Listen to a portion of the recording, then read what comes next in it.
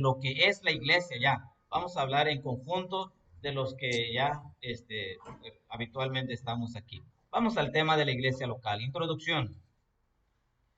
Con la ayuda de Dios, a partir de esta lección, nos detendremos a estudiar a grandes rasgos, porque sería mucho meternos, ya es toda una doctrina que se llama eclesiología, que estudia bien lo que es la iglesia, a sus detalles. A grandes rasgos, lo más pertinente con relación a la iglesia local, de dónde procede, qué implica y demás aspectos. Bueno, todos esos detalles los iremos viendo, desglosando, para que ustedes sepan y ustedes en un momento dado puedan defender su iglesia, los que estamos aquí adentro. ¿Okay? Vamos a partir entonces de la idea de dónde surge la palabra iglesia, la etimología. Miren, hermanos, les dije y yo fui el que me equivoqué al final. Donde ustedes tenían que rayar era etimología. Mire, aquí yo lo tengo rayado en el mío y nunca lo quité al final. Así que volvieron. Pero sí, hermano, traiga su lápiz y su pluma, ¿verdad? ¿Ok? Para anotar, a veces se dice algo interesante de vez en cuando, ¿verdad? La etimología es la raíz del término iglesia local. Ok, la palabra iglesia, así como lo entendemos nosotros, como aparece en nuestra Biblia, por ejemplo, leímos la iglesia del Señor. La iglesia proviene de la palabra griega eclesía, o sea, su raíz de la palabra iglesia está en el idioma griego y esa palabra es eclesía.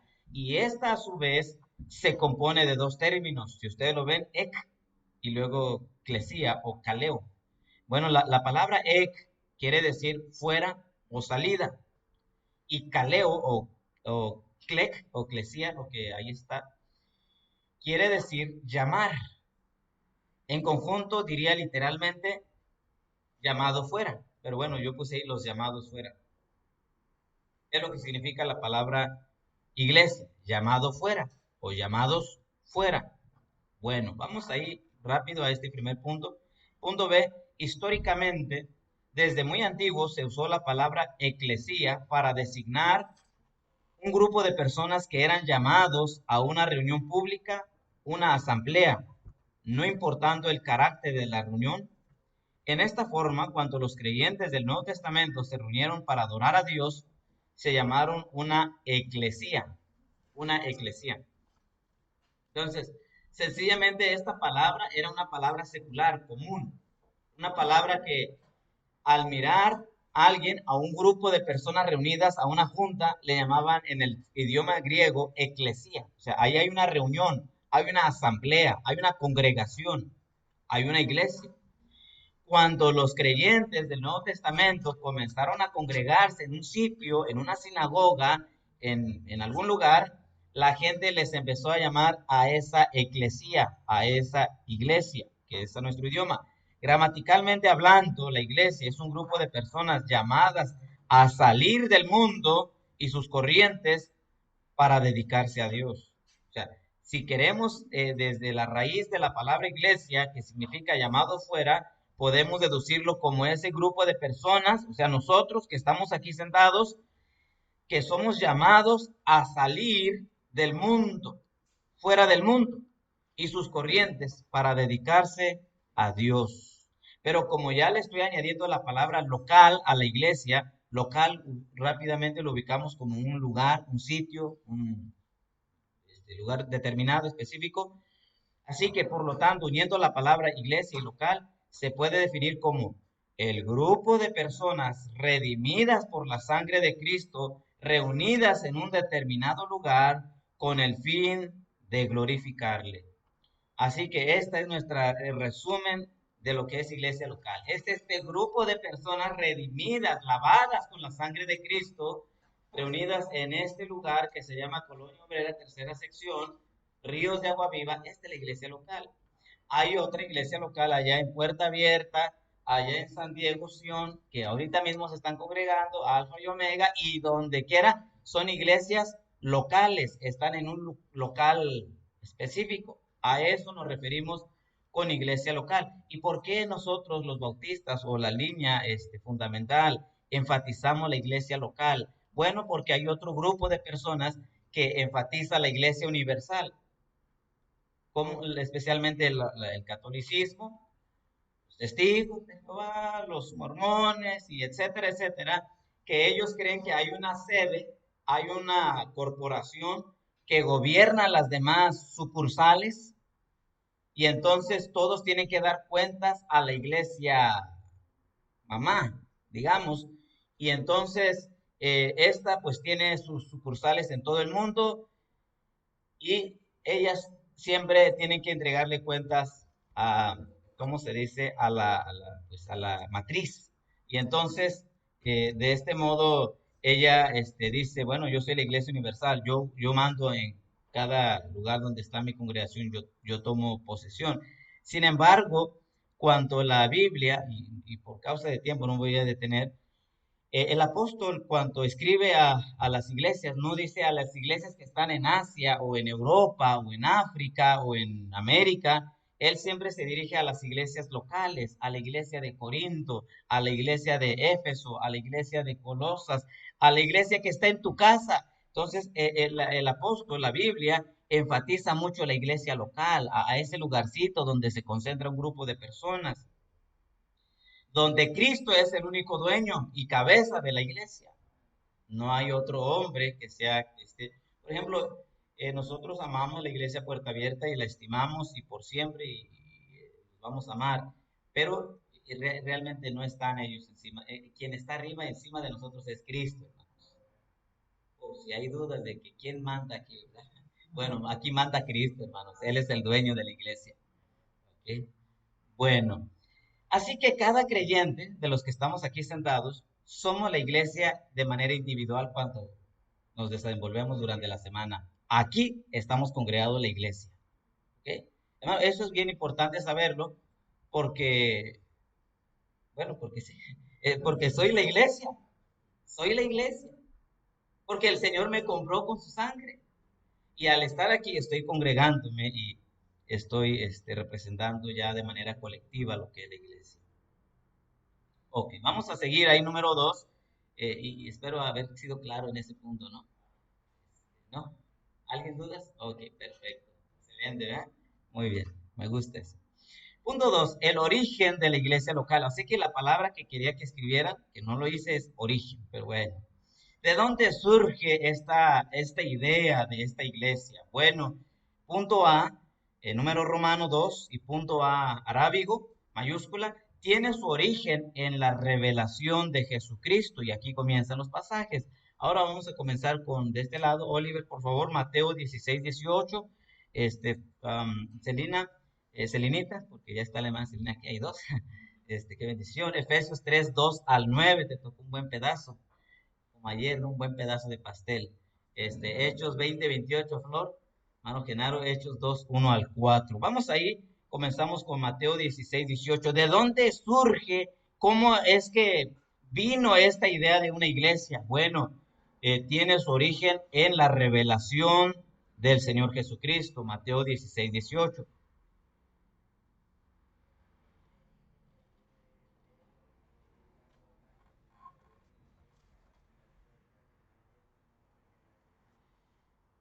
Muy bien.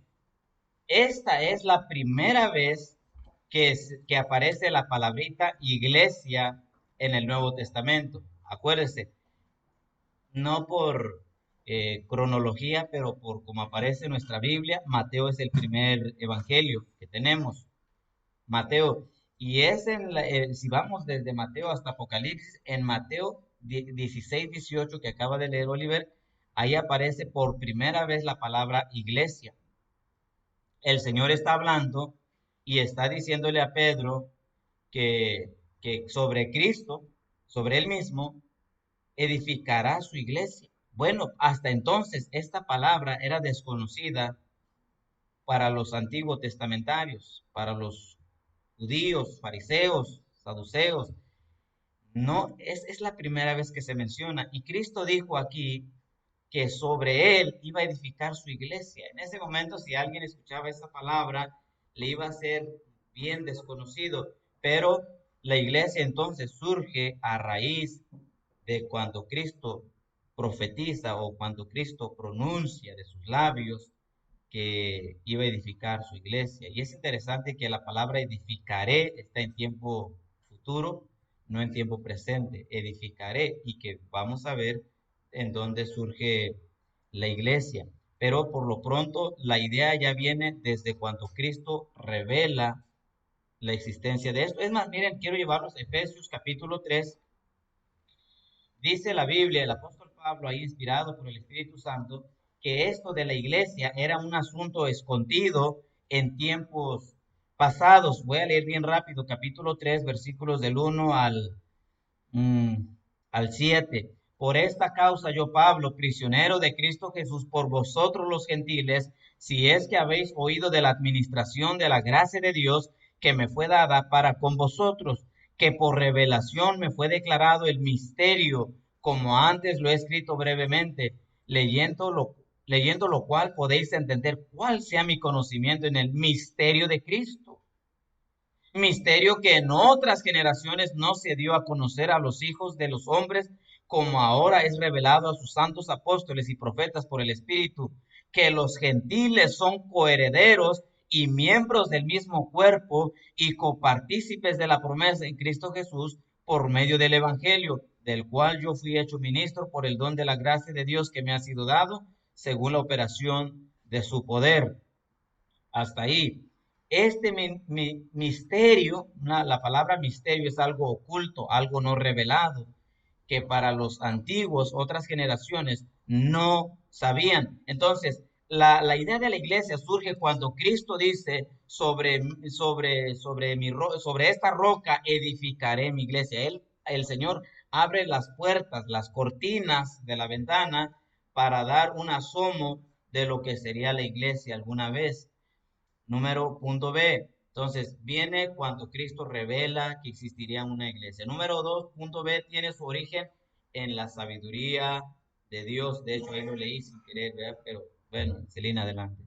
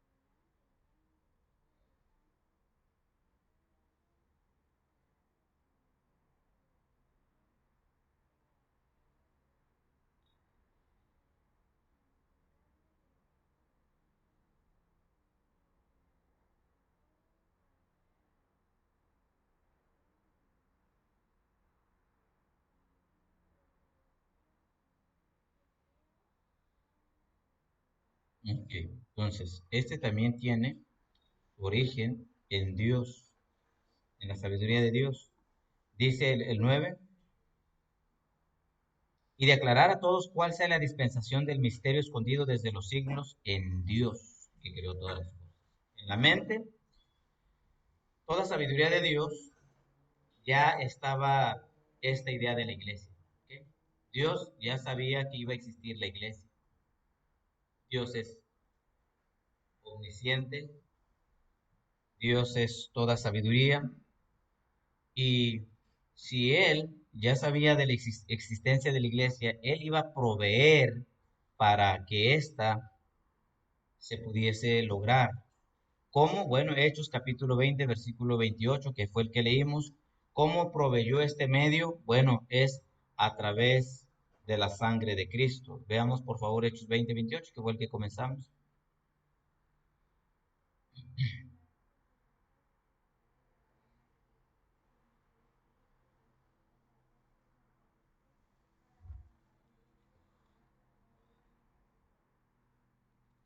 el Señor, la cual él ganó por su propia sangre. Entonces, Dios sabía de la existencia de la iglesia y Dios mismo proveyó el medio para que ésta se pues, abriera, y es a través de la sangre de Cristo.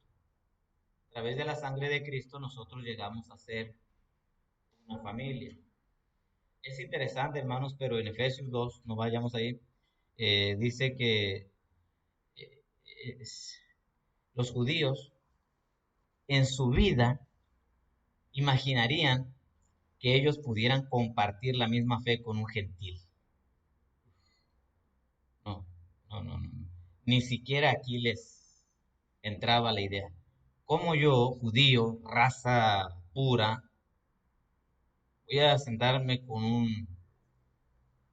Suena fuerte decirlo, pero es así, es con un perro, así. Ah, no, y ellos dicen feo, hermano. Yo digo suavecito. No, así, hermano, nos miraban con esos ojos. ¿Se acuerdan cuando incluso el Señor le dijo a esta mujer sirofenicia, si no me recuerdo, dice, pero no es bueno darle la comida a los hijos y a los perrillos? Y el Señor se lo dijo con dulzura, ¿no? Perrillos. Pero en realidad es que así éramos vistos. Pero Cristo, hermanos, con su sangre, mire, tomó a los judíos y a los gentiles y nos hizo uno solo, y aquí está la iglesia del Señor. Eso estaba en la sabiduría de Dios, y sabe, hermano, Dios proveyó todo para que se lograra. Entonces, cuando Cristo lo revela, ya estaba en la mente de Dios, la iglesia, sigo hablando de la iglesia, y cuando surge entonces formalmente, mire ahí en Hechos, capítulo 2, 1 al 4. Adelante, hermano.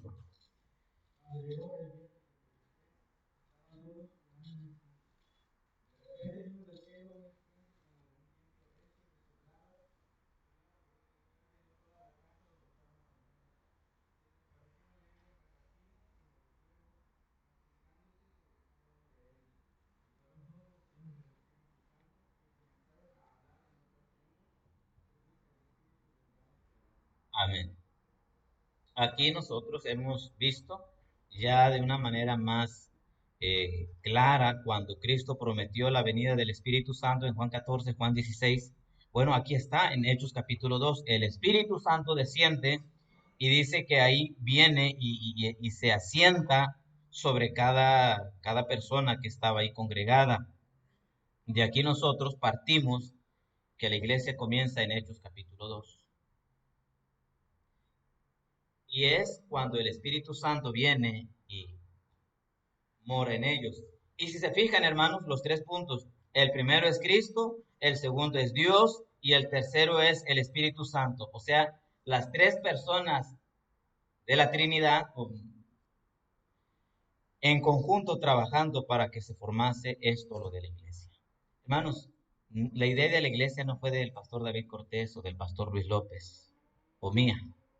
La idea de la iglesia es de Dios. Sí, hermanos, porque a veces uno piensa, bueno, pues si voy, pues igual, de todos modos, o no voy, es el pastor. No, hermanos, no es mía, es del Señor. Y por cierto, eso es bueno recordar también a los pastores que de repente nos sentimos o queremos sentir dueños de las iglesias. No, hermanos, es del Señor. Nosotros solamente somos colaboradores en la obra del Señor. Y bueno, ahí está. Está entonces de dónde surge la raíz de la palabra iglesia, cómo surge la iglesia, y en base a todo esta pues antecedente que tenemos, número 3, vamos a ver que se le ha dado un poder a la iglesia, es decir, a este grupo. El hecho de estar aquí, hermanos, y que usted forme parte de esta iglesia, tiene un poder. Pero ¿de dónde tiene o de dónde surge ese poder? Bueno, es lo que vamos a ver en el número 3 romano. El poder, la palabra que se escribe, bueno, mejor ni lo digo, el poder de la iglesia local. Punto A, la raíz, la procedencia, es decir, el origen del poder de la iglesia. ¿De dónde procede? Número 1, su poder viene de Cristo mismo. La iglesia tiene poder, los que estamos aquí, pero ¿de dónde viene ese poder? Bueno, ese poder viene de Cristo mismo. Seguimos Colosenses 1:18, hermano Constantino. Junior, y así nos vamos, por favor. No sé, que es bueno aquí detenerme.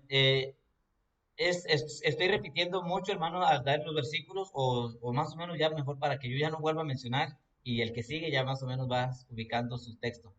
¿Sí, verdad? ¿O necesito repetirlo? ¿No, verdad? Oh, ok, gracias, hermano. Sí, es que de repente estoy repitiendo y ya lo tienen.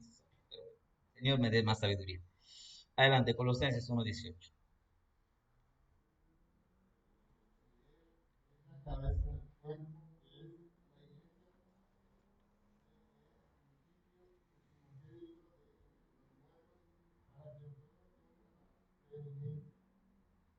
Amén. Hablando de Cristo, hablando de su iglesia, que Él es la cabeza de la iglesia. La iglesia tiene poder porque Cristo es la cabeza de la iglesia. La iglesia católica, hermanos, ¿quién es la cabeza de la iglesia católica? Ven, pasando. El Papa. Él es la cabeza de la iglesia. De los testigos, la torre del vigía. Y así, todos tienen una cabeza. Pero nuestra iglesia no es Anastasia Alvarado. No, no, hermano. Uf. ¿Quién es la cabeza de esta iglesia? Cristo, hermano. Hermano, me dan ganas de decir, repítalo, Cristo. Hermano, ¿sé por qué? Porque sí, hermano, hay que recordar, la iglesia es de Cristo. La iglesia es de Cristo. De hecho, nosotros estamos esperando a Cristo. Ok, entonces, tiene un poder invencible, no porque alguien aquí tenga palancas con alguien, no, tiene un poder porque Cristo es su cabeza. Número dos, su poder viene del Espíritu Santo. Veamos ahí Hechos 1.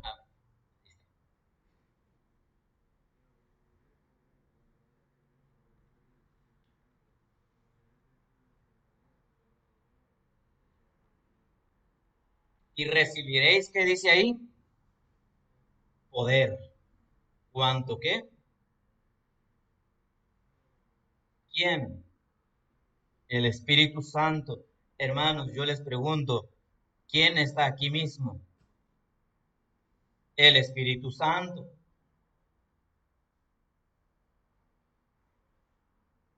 A ver, que ya estoy, porque quiero que estén despiertos igual que yo. Ayer nos desvelamos, ¿ya? Sí, dice las veradas. A las 11 todavía. Muchas felicidades. Bueno, Mano Manuel, ¿en qué momento viene el Espíritu Santo a morar en nosotros? Ok. Bueno, Nacho, ¿hay en algún momento en el que el Espíritu Santo se va?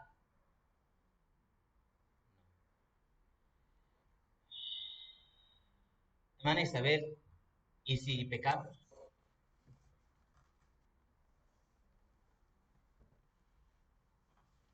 ¿Se va o no? Lo contristamos, se contrista, pero no se va.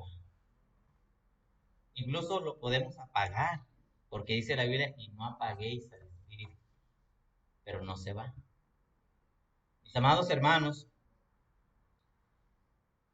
el Espíritu mora en cada uno de nosotros ahorita mismo. Y si hay una fuerza que esta iglesia tiene, es porque el Espíritu Santo está aquí con su iglesia. Y hermanos, eso es lo que tenemos que saber. Contra demonios, contra huestes de maldad, dice en Efesios, eh, la iglesia tiene la lucha, pero ¿quién le da la victoria? Bueno, el Espíritu Santo que mora en nosotros. Punto 3. ¿De dónde también tiene poder la iglesia? Su poder viene de su oración, de la vida de oración de la iglesia. Mire, Hechos 12, 1 al 5.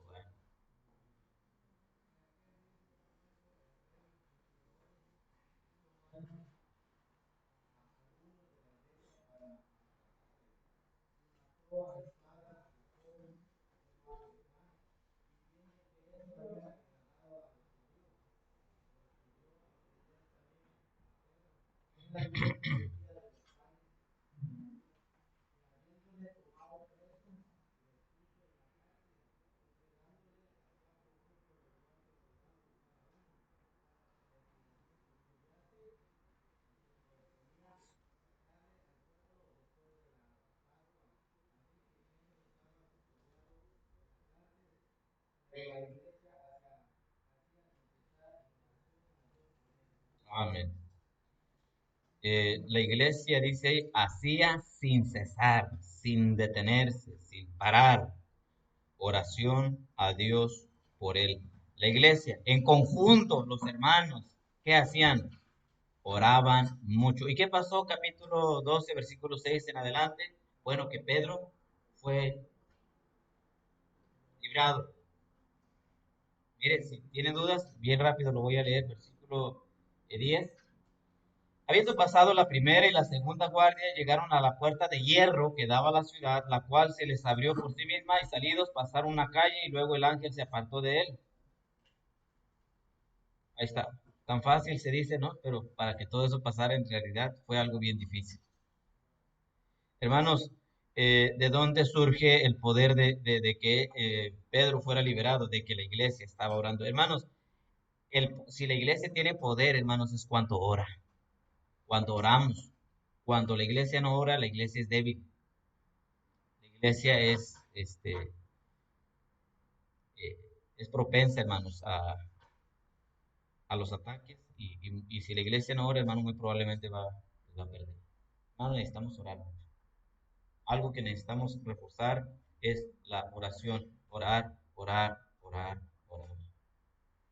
Ok, seguimos. Número 4, su poder viene de su testimonio. También la iglesia es influyente, impacta cuando tiene un testimonio fuerte. Miren, Hechos. Ahí está.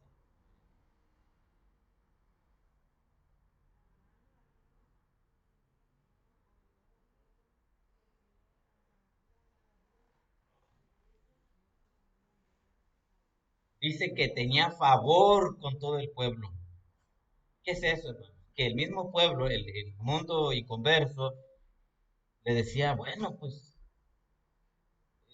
vamos, hallaban gracia delante de la gente inconversa porque tenían un testimonio poderoso que impactaba.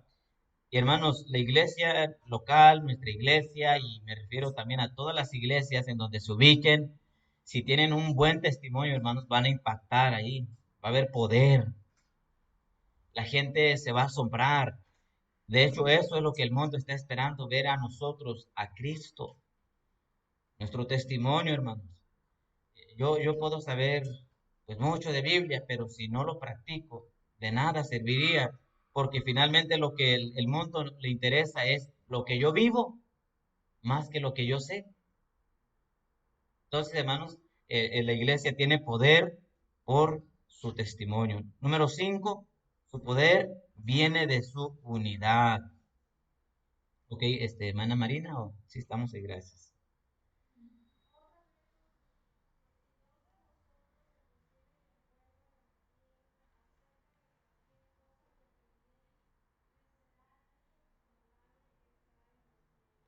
Amén. Es bonito, es cuando el Señor dice eso, dice que si se ponen de acuerdo. La palabra, este, Mateo 18, 19, dice ahí, eh, se pusieran de acuerdo. La palabra acuerdo es una palabra en el idioma griego que significa sinfoneo, sinfoneo, que es la misma que conocemos en nuestro idioma sinfonía. Y la sinfonía es una pieza musical, o ¿cómo llamarle? Una obra musical que se toca con la orquesta, una sinfonía. Es decir, hermanos, una armonía.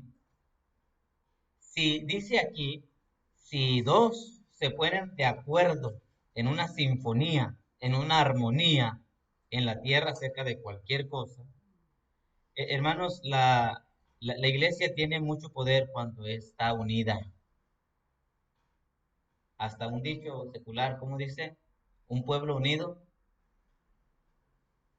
jamás será vencido, y que le quiere echar risa, ¿no?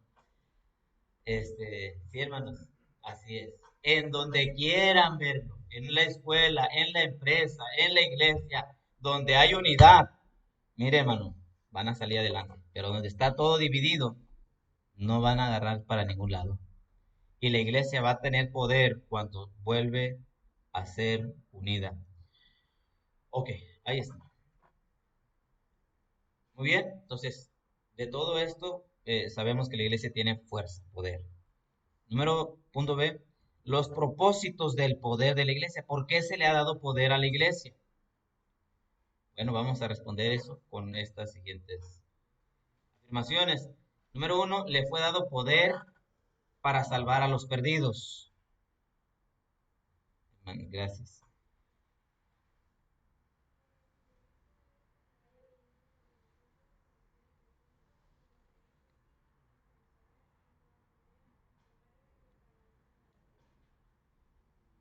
¿Para qué se le iba a dar el poder a la iglesia? Bueno, y me seréis testigos. Es decir, un testigo es uno que comunica algo que ha vivido. Por ejemplo, yo el viernes fui testigo con algunos hermanos, nos consta de que vimos un accidente de 3 carros. ¿Quién miró eso cuando veníamos del ensayo? Nadie lo miró, nada más yo. Bueno, sé que todo lo hayan visto. Pero los que me venían conmigo no me van a dejar mentir que veníamos de puerta abierta y ahí había un choque, 3 carros, terrible. Ah, sí, sí lo miró, le digo, gracias, hermano. Vamos en el centro. Y ahí estábamos. Y yo puedo contar lo que yo vi, pero yo no vi mucho porque yo venía manejando. Pero la que venía atrás de mí puede contar más porque miró con más detenimiento. Bueno, dice la Biblia que un testigo, que nosotros íbamos a ser testigos de Cristo, de lo que Él ha hecho en nosotros, de lo que dice en su palabra, y que pues ese poder que iba a venir sobre nosotros es para llevarlo a Judea, a Samaria y hasta lo último de la tierra. Hermanos, a la iglesia se le dio poder, pero ese poder es para, número 1, salvar a los perdidos. Ayer vimos, bendito sea Dios, un alma salva, hermano Gildo, Alfredo, ¿verdad? Hay que ir a discipularlo. Bueno, esperemos que sí, hermano, porque ese varón fue salvo genuinamente, yo creo. Y lo que voy, hermanos, es, yo no lo convencí a él, el Espíritu Santo lo convenció a él. Entonces, hermanos, ¿por qué la iglesia tiene poder? Bueno, porque para salvar a los perdidos, número 1. Número 2, le fue dado poder para preservar a los creyentes. Número 2, ¿cuál es la otra razón por la que se le da poder a la iglesia? Acuérdense, me refiero a este lugar, a este conjunto de personas. Le fue dado poder para preservar a los creyentes, para proteger a los creyentes. Bueno, ahí tenemos 1 Corintios 1, 20, los dos versículos.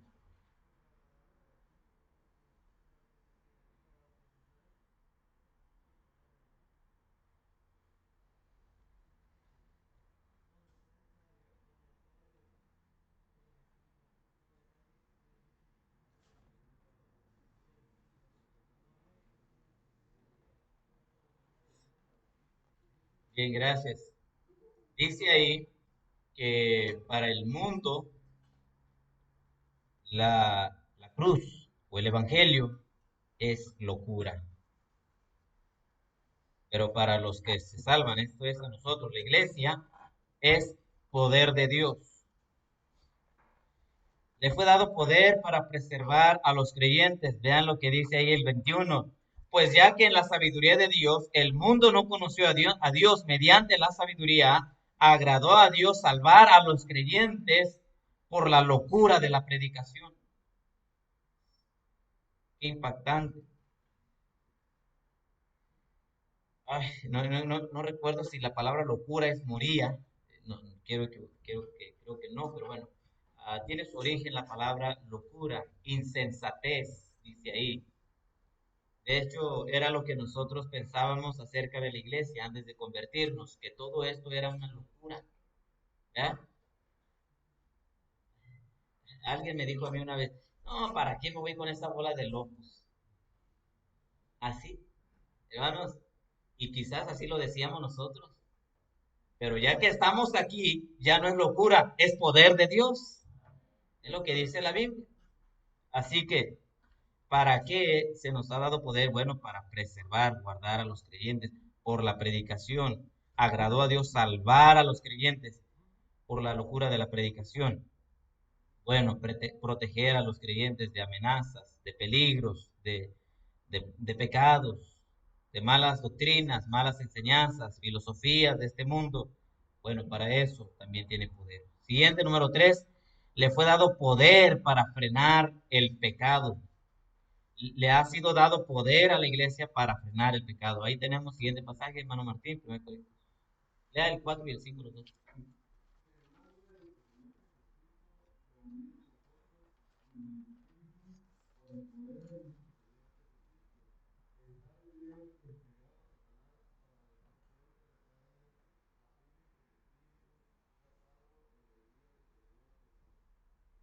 Amén. Amén. Ahí tenemos que también le ha sido dado poder a la iglesia para frenar el pecado. Ahí el apóstol está dando una instrucción muy seria, muy enfática a la iglesia de Corinto.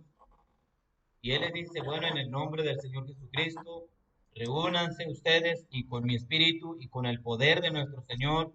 Y está hablando de una disciplina a un tal joven ahí o algún hombre ahí que dice ahí que tiene la mujer de su padre. Terrible eso. Bueno, finalmente la iglesia entró en acción. Eh, ¿Por qué le fue dado poder a la iglesia? Bueno, para frenar el pecado. Porque si no hay alguien que frene, hermanos, se desenfrena el mundo.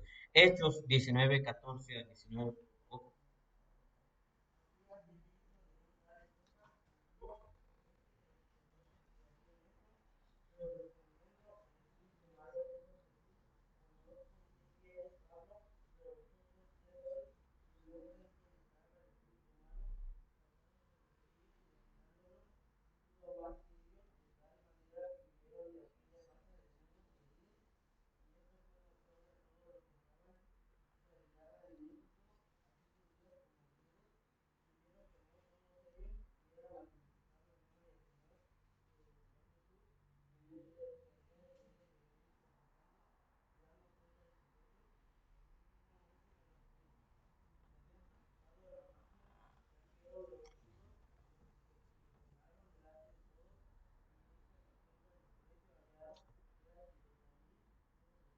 Amén.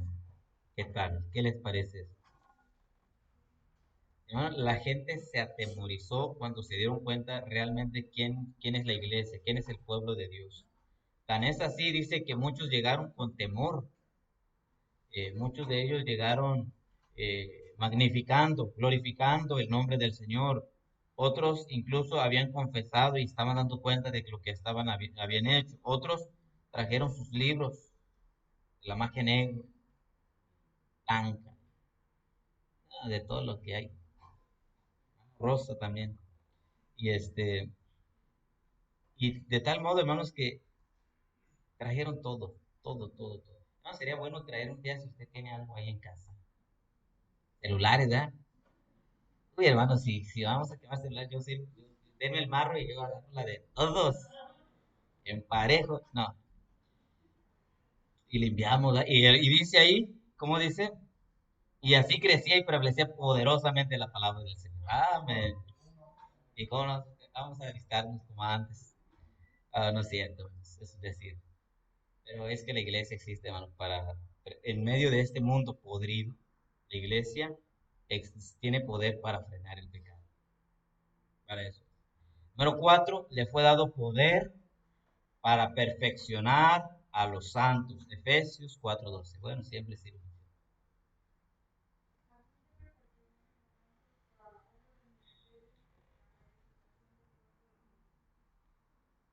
Gracias. Le fue dado poder a la iglesia para perfeccionar, para que vayan madurando los santos, los creyentes, nosotros, la iglesia, para perfeccionar, para ir madurando.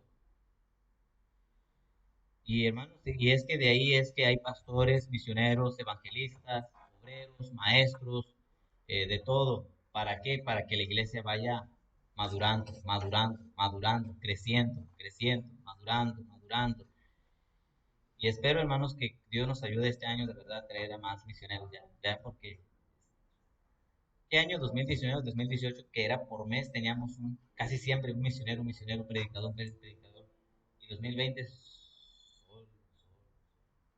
nada más yo, ya está cansado, están de mí, yo creo. Este, hermanos, ah, no, le fue dado poder, ¿para qué? Para que la iglesia vaya madurando, para que vaya madurando. Esa es la idea. Ok, vamos a número punto C, por favor. La prueba, ahora vamos a comprobar, a demostrar cómo es que tiene poder la iglesia local. Bueno, número uno, vamos a evidenciarlo primero por la conversión genuina de sus miembros. La iglesia va a tener poder y se va a ver bien claro cuando todos los que estamos aquí adentro somos de verdad salvos. Porque si hay inconversos entre nosotros, la iglesia va, ¿cómo se dice? Ya no va a estar con toda su fuerza. Hechos, hermana Marcelina, de Hechos 9:1.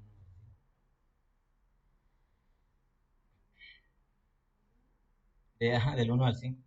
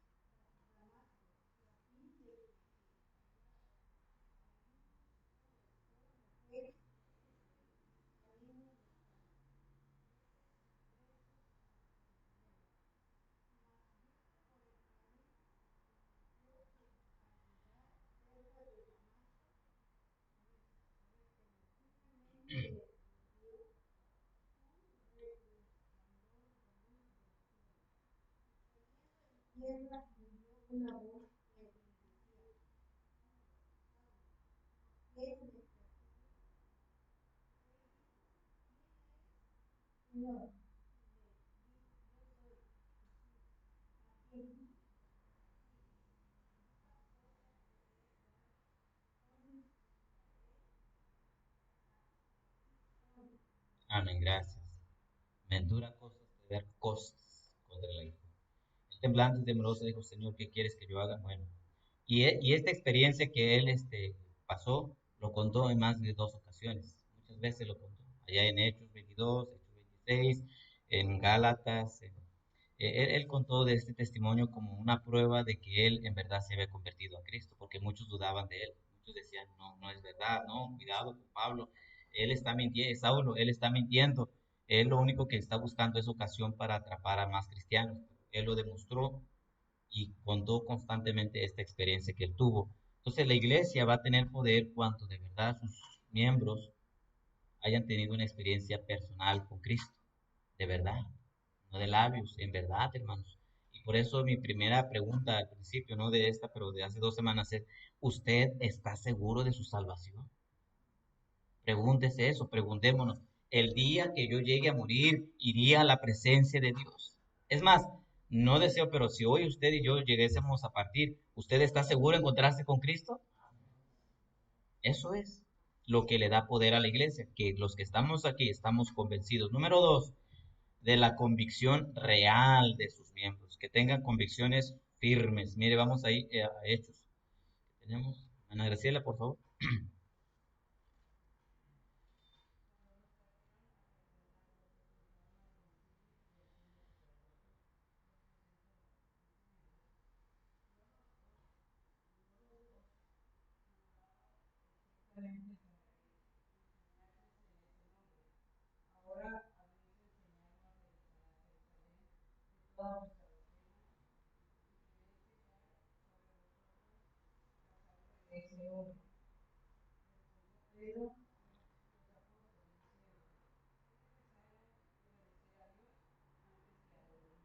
Amén, amén. Hermanos, donde estaban estos hombres, no era delante de un grupito, era un concilio, eran la autoridad. Es como ir ahora mismo delante de la, ¿qué es alcalde o el alcalde? Es hombre o mujer ahorita. Estaba Arturo, mujer, ¿verdad? La que lo suplió porque él quiere para gobernador, ¿verdad? Algo así. Es como ir delante de ella y del cabildo y que ellos digan, estamos escuchando que ustedes andan hablando y diciendo tales cosas. Y saben que les prohíbo que lo hagan. Y Pedro, que era, ¿se acuerdan? El que negó a Cristo. No, no, no, yo no lo conozco. Ese Pedro, yo voy a pescar y todos le siguieron. Ese Pedro ahora dijo, es necesario obedecer a Dios antes que a los hombres. Bueno, que decirle a la autoridad eso, uy, ahorita si la autoridad dice, no, bueno, ya me voy. Son los primeros en agacharnos. Hermano, aquí es donde realmente los que somos la iglesia tenemos que tener convicciones firmes, firmes, firmes por Cristo. Ok, y número tres, de la conducta auténtica de sus miembros, es decir, que realmente haya un testimonio ahí. Hechos, ahí está, a mí por favor. 11:26.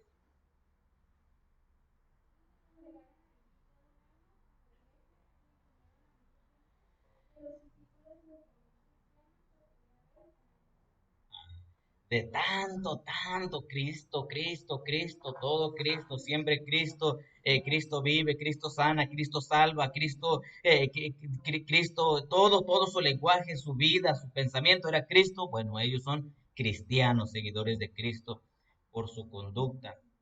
La iglesia tiene poder cuando su conducta es auténtica. Así que hermanos, estas tres cosas demuestran pues el poder que tiene la iglesia local. Ok, seguimos. Número cuatro, espero alcanzar a terminarlo porque hay mucho que abarcar en las siguientes lecciones acerca de la iglesia. Número cuatro, los componentes o los que conforman la iglesia local. Bueno, hay dos. Primero, punto A, los oficiales de la iglesia local. Bueno, ¿quién es el oficial? No, no, no nos referimos a los policías aquí. Aquí los oficiales, sencillamente estamos hablando de aquellos que son reconocidos y autorizados para dicha facultad o dicho ministerio. ¿Quiénes? Bueno, hay dos, los pastores y los diáconos. Mire, vamos con los pastores.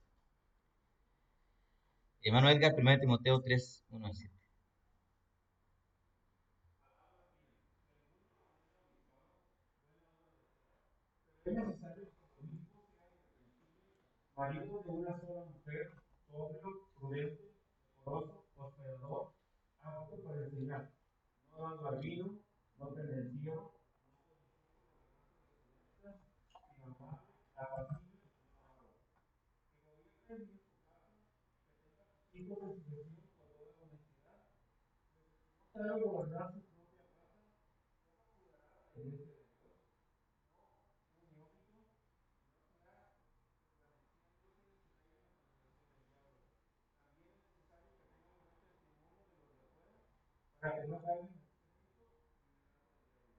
Amén. Gracias. Ahí están los requisitos para alguien que quiera ser pastor. Ahí está. Y bueno, hoy no vamos a entrar a detalle de los requisitos del pastor, pero ahí tenemos una partida. Tenemos otra en Hechos, capítulo 1, versículo 2 al 9. Ariana, por favor.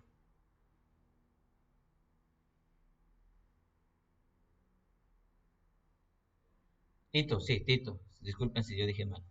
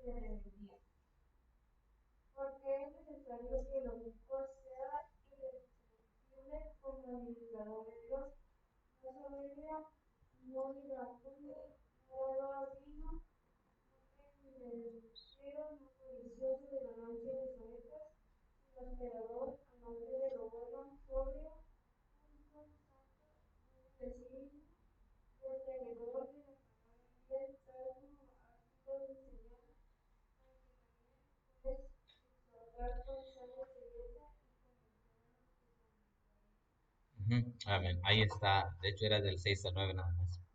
Gracias.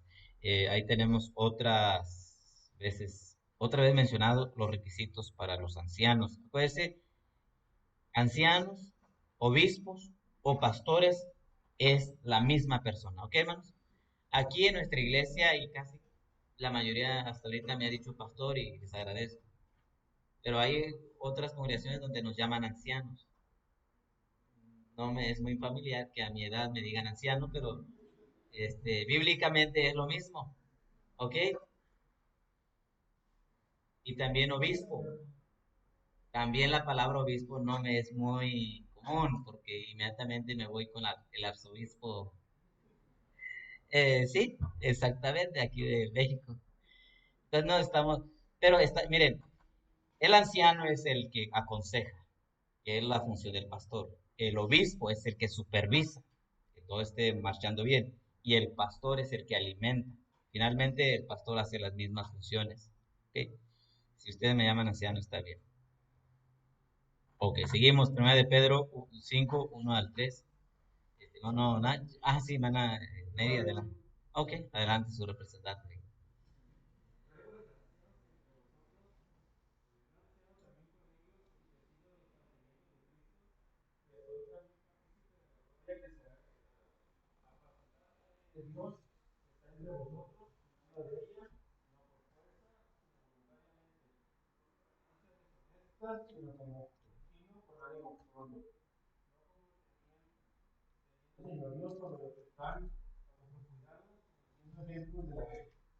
Ok, hasta ahí. Entonces ahí está los requisitos y lo que se les llama a los pastores.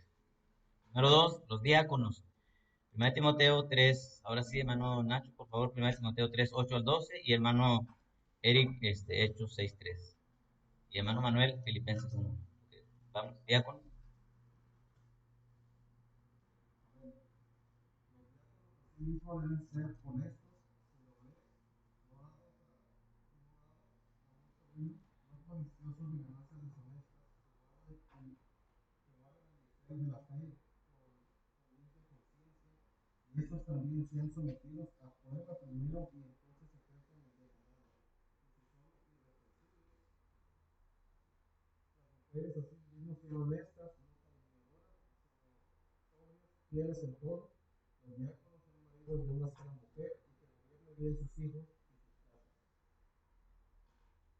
Amén. Y Hechos 6, 3.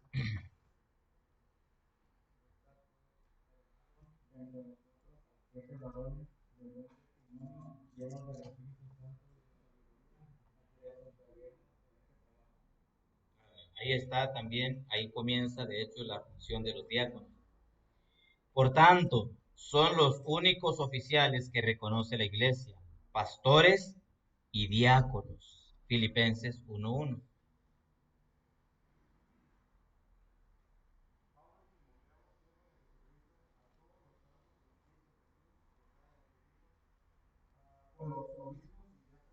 Amén. Eh, Bueno, aquí entre otros obispos. Está hablando a una iglesia, que es la iglesia de Filipos. Y dice que en esta iglesia habían obispos. O sea, habían más de un obispo. Dos, tres, cuatro, según. Bueno, sería otro tema. Así que nada más son los únicos oficiales que reconoce la iglesia. No hay más. No, pues que el elder. Por allá escuché una vez un título. No, que pues sí, arzobispo, cardenal, no, no, no, nada más el que el presidente. que el superintendente, que el... No, es pastores y diáconos. Seguimos. Punto B. Los miembros de la iglesia local son únicamente personas salvas. ¿Quiénes son los miembros de la iglesia local? Personas salvas, en primer lugar. Juan 3, 3 y 5. Hermana Fernanda.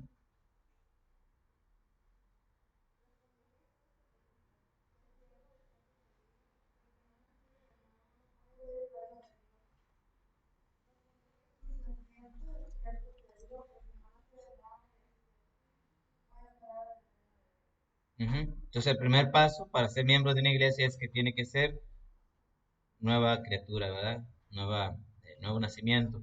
Hechos 2, 41 y 47.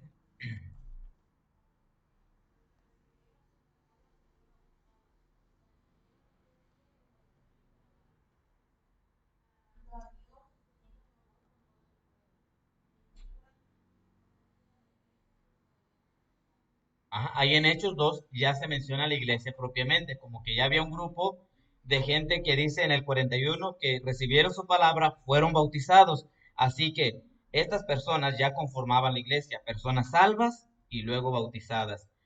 Número 2, son añadidos en la membresía aquellos que fueron bautizados como la escritura lo indica, Mateo 28, 19. Yo creo que a esto ya lo dejamos de tarea. ¿Quién lo dice? ¿Usted lo dice? A ver.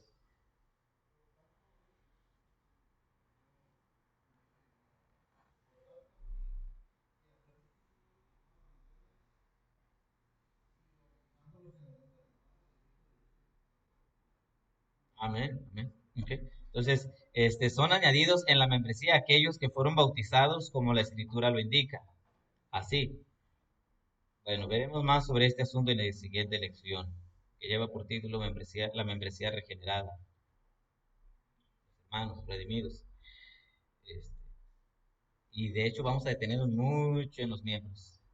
¿Por qué? Porque, pues, ¿quién conforma la iglesia? Bueno, ustedes, nosotros, los jóvenes, las damas, los niños, los adultos, matrimonios, viudas, huérfanos, todos los que componen la iglesia. ¿Y qué hay? ¿Qué dice la Biblia sobre cada grupo de personas? Está bien bonito esta lección.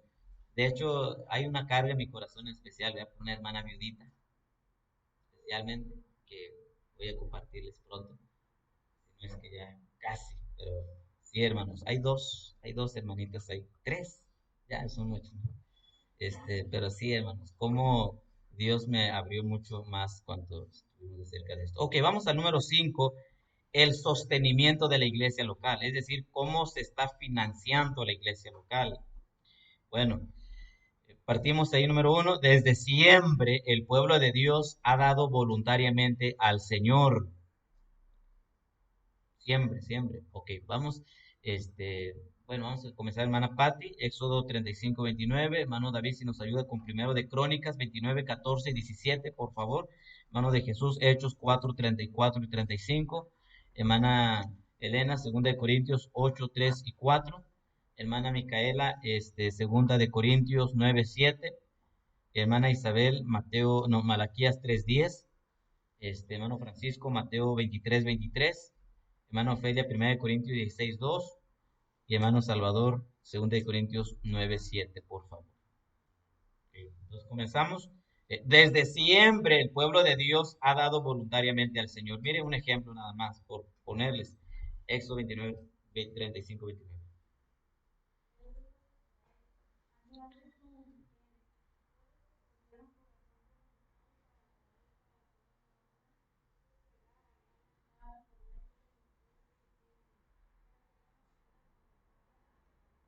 Ahí está. Trajeron voluntariamente al Señor. Primero de Crónicas 29, 14. Amén. Y luego el 17. Por favor, gracias, Madre.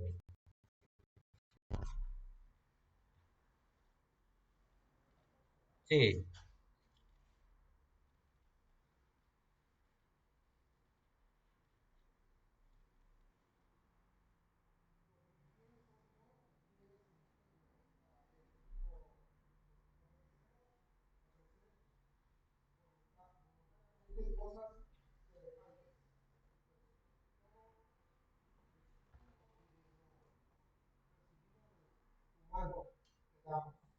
Ahora el 17.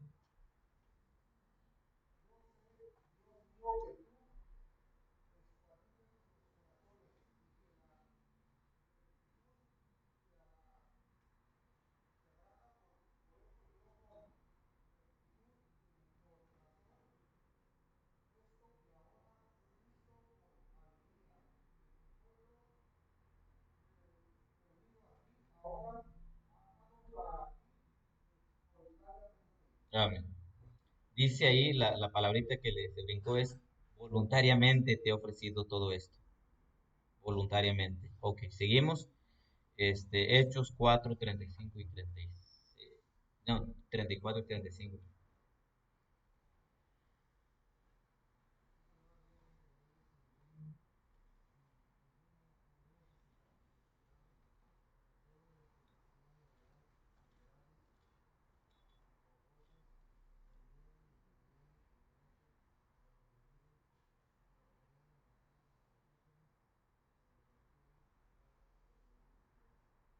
Amén. Gracias. ¿Quién los obligaba? ¿Quién los impulsaba a esto? Voluntariamente. Voluntariamente traían y no había necesidad para nadie más. Ok. Segunda de Corintios 8, 3 y 4. Elena, ¿estamos ahí? Corintios. Ujú. Segunda de Corintios, capítulo 8, versículo 3 y 4.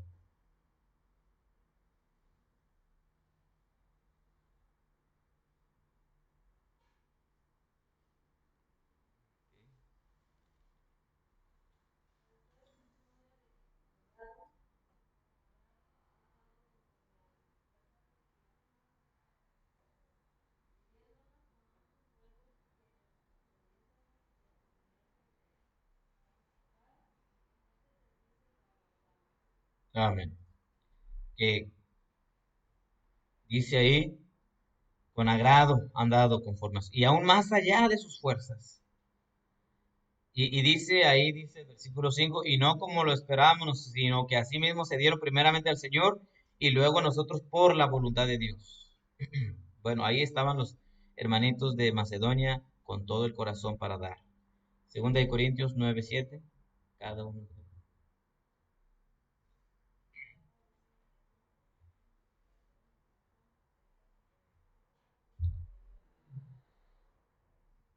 Así es. Cada uno. Aquí no le obligamos, aquí es según su voluntad. ¿Sí? Seguimos. La iglesia local se sostiene económicamente por medio de los diezmos. Mire, vamos a Malaquías 3:10.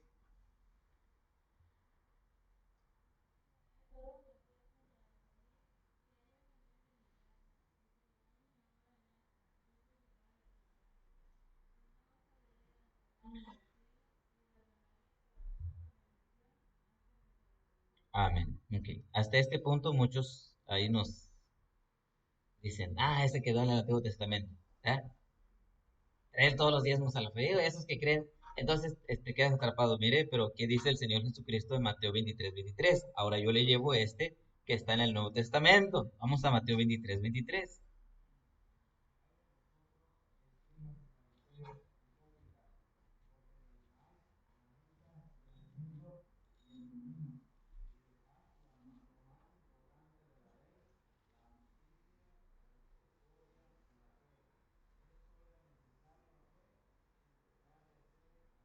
Amén. Miren, el Señor Jesucristo no reprendía que ellos diezmaban, no. Lo que ellos dejaban era lo que Él reprendió, la justicia, la misericordia y la fe. Y luego dice el Señor, esto era necesario hacer, ¿qué? La justicia, la misericordia y la fe, sin dejar de hacer aquello, ¿qué? Diezmar, la menta y el eneldo y o sea, el diezmo. Cristo no reprendió el diezmo, al contrario, Cristo dijo, hagan justicia, hagan esto, pero no dejen de hacer aquello, porque ellos enfatizaban con que, yo ya diezmé. ¿Se acuerdan de aquel fariseo que dijo, doy diezmo de todo lo que gano? Porque ellos enfatizaban mucho eso, yo diezmo. Y Cristo les reprende y dice, no, ustedes han dejado la justicia, la misericordia, la fe. Es necesario hacer esto, pero no dejen de hacer lo otro. Entonces, hermanos, este asunto de seguir con el diezmo, es más, Todavía por si fuera poco, acabamos de leer Hechos capítulo 4 y capítulo 2 y vamos a ver que la iglesia no daba el diezmo, pero daba más del diezmo. Entonces, lo mínimo es el diezmo para el Señor. La iglesia se sostiene económicamente por medio de los diezmos. Número 3, la iglesia local se sostiene económicamente por medio de las ofrendas. 1 Corintios 16:2.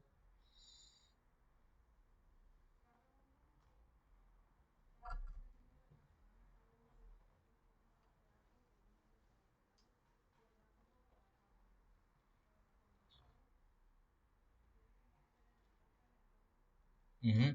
Ahí el apóstol da la instrucción a la iglesia y dice, cada uno, en cada primer día de la semana, cada uno de vosotros ponga aparte algo según haya prosperado.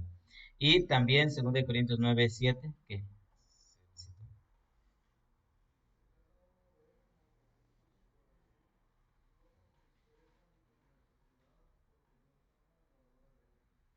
amén.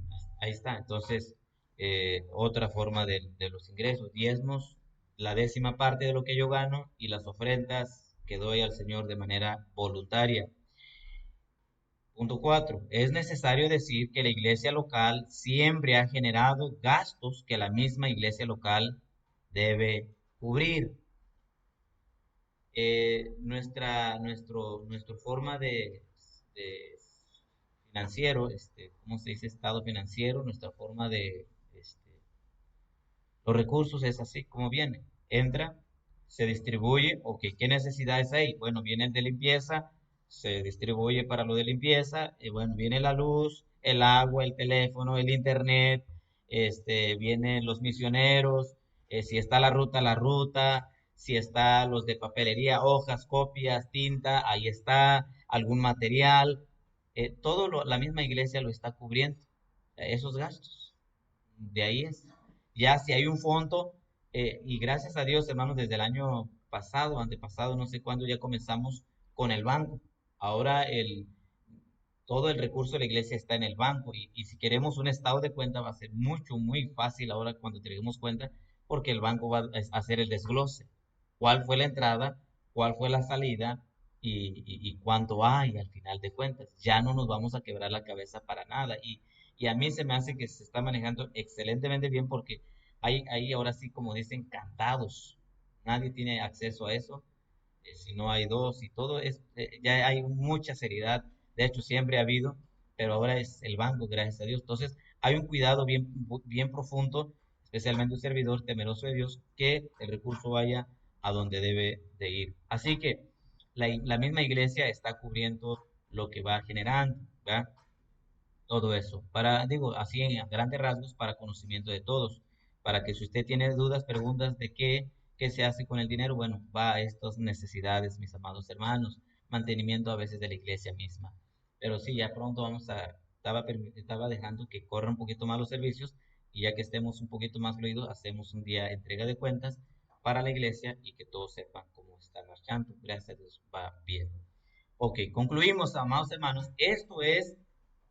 Con esto hemos puesto bases para poder ahondar más sobre los detalles que involucran la iglesia local en conjunto, es decir, nosotros todos.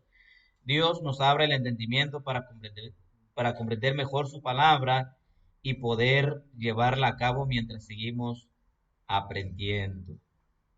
Y mucho más. ¿Ok? ¿Alguna duda, hermanos? Pregunten. ¿No? ¿Están cansados? No, si se fueron temprano. Ok. Vamos a decir los versículos. Todo estaba bien, ¿no? Hasta que dijo el pastor, van a decir el versículo, como los de la escuela.